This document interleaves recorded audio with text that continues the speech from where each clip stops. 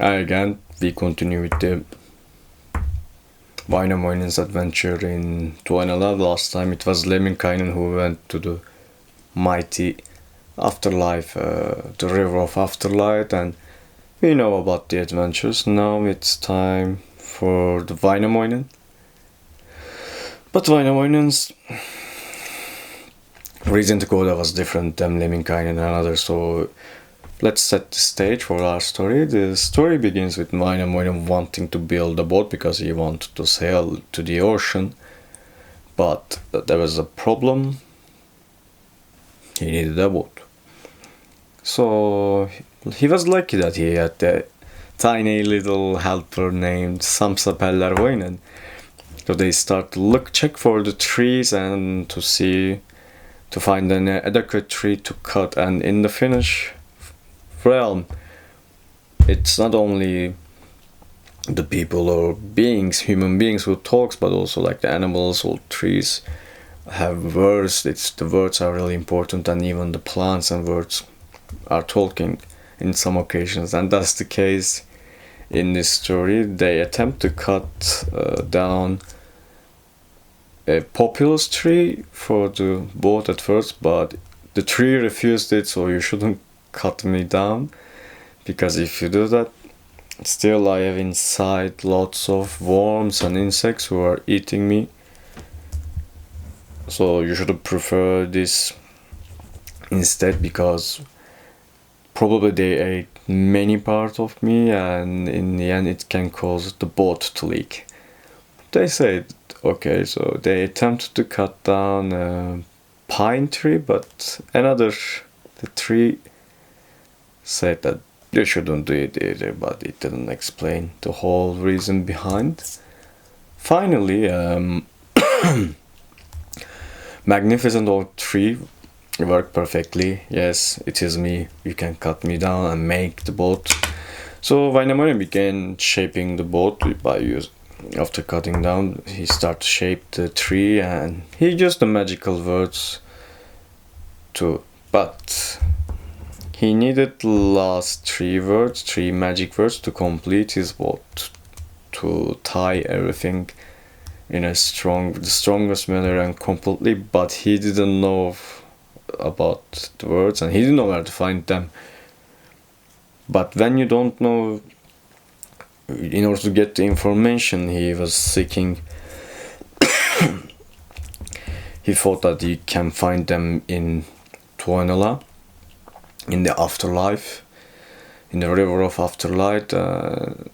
I don't know about the afterlife having the knowledge and afterlife linked, like Odin or Loki searching for knowledge and going to the afterlife in giving one eye. I couldn't remember the whole story.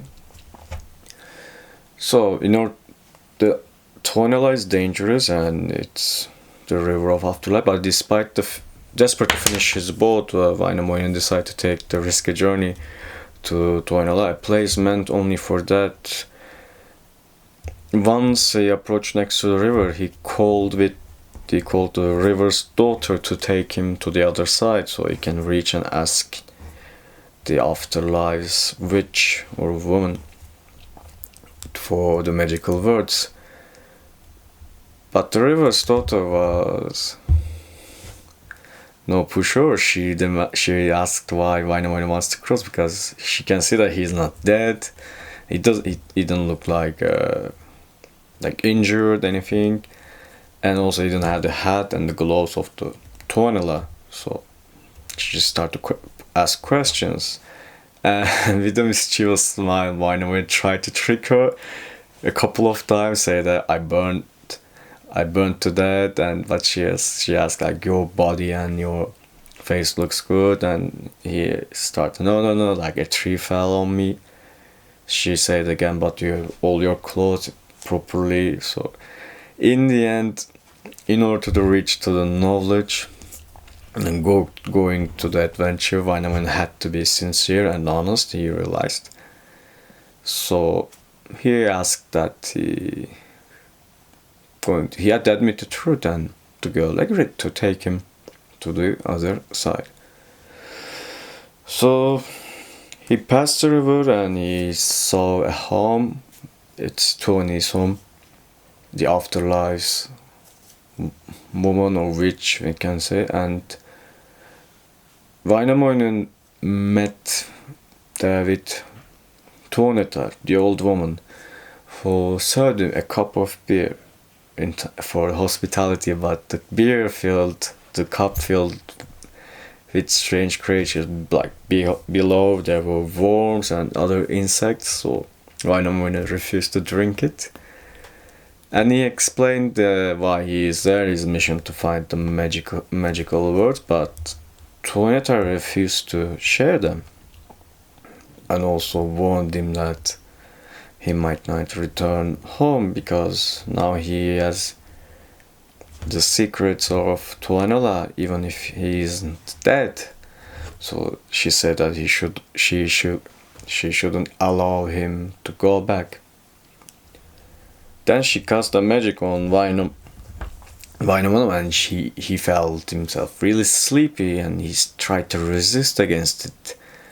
He knew that if he is going to sleep, he will be dead. So undeterred, Väinämöinen made a daring escape by transforming himself into a snake, and he slipped through the river. He managed to return home safely, but you see that it's the most anxious part, where you see the Väinämöinen in an action spell. He warned everyone never to go to Tuonela unless they are really truly dead. And he said, if you aren't dead, and if you go there, you won't get cursed and it will never leave you, basically. But the quest was for the magic words is far from over. Then, after reflecting, Väinämöinen decided to seek Antero Vipunen, a wise and once powerful man. He asked the Ilmarinen to build the forger Ilmarinen to add an iron shirt, shoes and gloves for protection. But the others of it had a worried expression because there was a catch, and Antero Vipunen had been almost dead for centuries, and many people attempt to take some magical word because he was wise and he had many information, but no one could ever take half of a word from him. But undaunted, Väinämöinen embarked on the terrifying journey to reach Antero Vipunen with many adventures, but they are detailed. So imagine a giant sleeping on the ground, but almost merged with the ground, and there are trees rising from the body. So Vipunen was sleeping like the earth, and with trees growing on him. So Väinämöinen had to wake him up, but he wanted to be in a position where he can ask, and he wanted to have a leverage position. So he decided to go inside of his body. So he entered from the mouth, and he decided to build a forge inside Vipunen in case he refused to cope. He can just threaten him. So with determination, he built the forge inside, and he demanded the information he needed from Vipunen. So Vipunen, in like godly giant manner, the one who comes into my stomach, he tried to stop him and threatened him that he will get drowned in inside his body. But Väinämöinen said that I won't be living without taking it. So, and he threatened him, if you want to keep your state of life, basically, you have to comply with me, and don't be a jealous person. You're about to die. Just let other generations have all this information, because Vipunen, that kind of old, powerful man or woman, complex. Some of them, of course, like they refuse to share power until they get corrupted and got rotten, basically. Vipunen resisted at first, but eventually he surrendered, and probably he understood that, okay, that's the time to share it. He is a good candidate. And shared incredible information and knowledge about creation, the first times, and more. Väinämöinen Chill got the information he needed and way more. He left Vipunen's body. So he left the stomach and body, basically. And with excitement, with the magic word in hand, Väinämöinen returned home and finished building the boat. So the story is an interesting one. What the first part is the importance of boats, basically.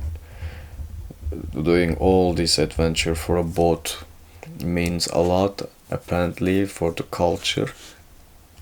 And singing, as always, the trees, the interaction with nature in more prehistoric, we can say, more or in older times with trees, like it's seen as an interacting way. Also, like when someone speaks or sings, that is magic. So nature, maybe it understood and interpreted with a magic in a magical manner.